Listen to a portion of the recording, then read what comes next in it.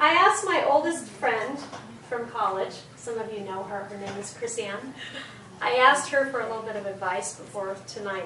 You see, she went through Second City in Detroit and is a stand-up comedian. And I said, what do you do, Chrisanne, before you speak before a group of people to kill the nerves so you don't get so anxious?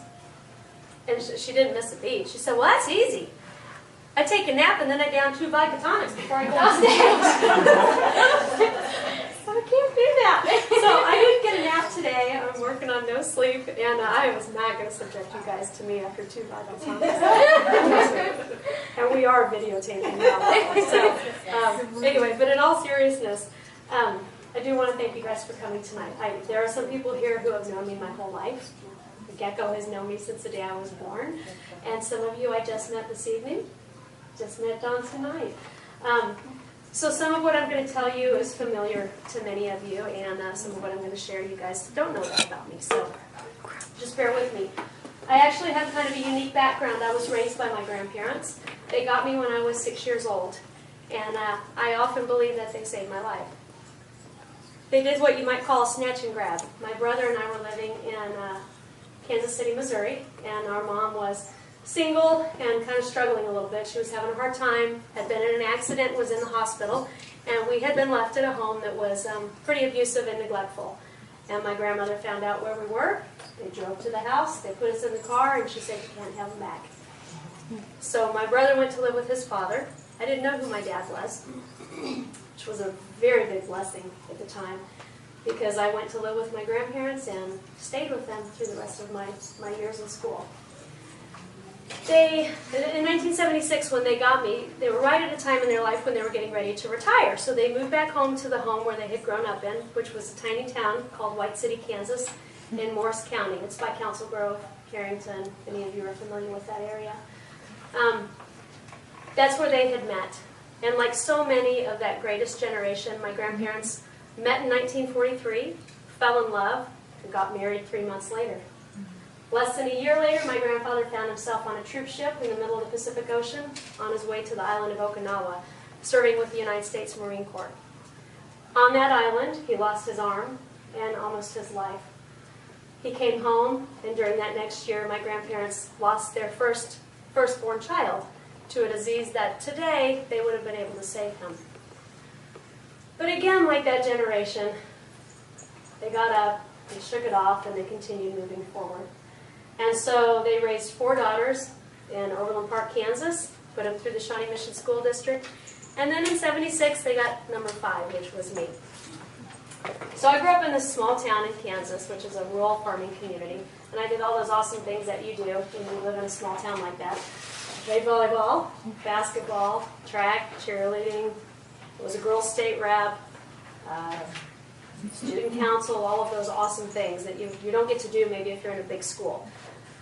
But at the end of my high school years, I knew I needed a little bit of a bigger place. So I followed my grandfather's footsteps and went to the University of Kansas. He had gone there on the GI Bill. I would go there on Pell Grants and student loans and 2 or 3 part-time jobs. In 1987, my first year there, Danny and the Miracles won a national championship, and I fell in love. And there has been a deep, passionate, abiding affair between me and the Kansas Jayhawks ever since 1987. Yeah. I fell in love a second time with Lawrence in 1990 when I met my husband Brian, and we got married in 1996. I graduated in '92 with a degree in sociology and criminal justice, having spent the last semester of college interning at the state penitentiary in Leavenworth and the federal penitentiary in Leavenworth, state penitentiary in Lansing. And I knew after spending days going into and behind the walls and working with adult offenders that just was not going to be for me. But I believe the time I spent there and my early childhood years probably led me to my true calling, which was to work with juveniles. I think I realized at that time that if you could hit kids young enough, you could maybe help direct the course of their life and keep them out of the penitentiary. And so when I graduated, my first job was with Caw Valley, and I worked with young kids aged 4 to 11 who had been abused. It was some of the most worst abuse I'd ever seen. And a lot of the kids had had the parental rights severed. I moved on to SRS after that and worked there for a couple of years with the Family Preservation Project, which was an in-home group. I was part of a team, and we would go into people's homes where they were at risk of losing their children because of very, very different reasons going on in their life. And we worked with them to try to keep the family together. But I really wanted to work with teenagers who were causing problems. So in 1994, I was hired by Court Services and spent the next couple of years supervising a specialty caseload of sex offenders. In '96, I was awarded the Court Services Officer of the Year Award. And in 1998, I moved on to Community Corrections and was an intensive supervision officer. There's some of you here in the room that I knew from work. In '99, I received the Director's Award there, and then in 2007, I was awarded the Juvenile Intensive Supervision Officer of the Year Award. And I tell you about those awards because it's part of the reason I'm running for office. You see, to be a juvenile probation officer, you really have to have a special kind of skill set. I had to be able to work with attorneys, prosecutors, and families to try to come up with solid recommendations for the court. Recommendations that were going to be in the benefit of the community, but also benefit the family and the kid. So you had to look at a lot of different information, sometimes think outside of the box. And then when you got to court, make recommendations that were going to work. And my signature was the ability to be able to make recommendations that everybody was okay with.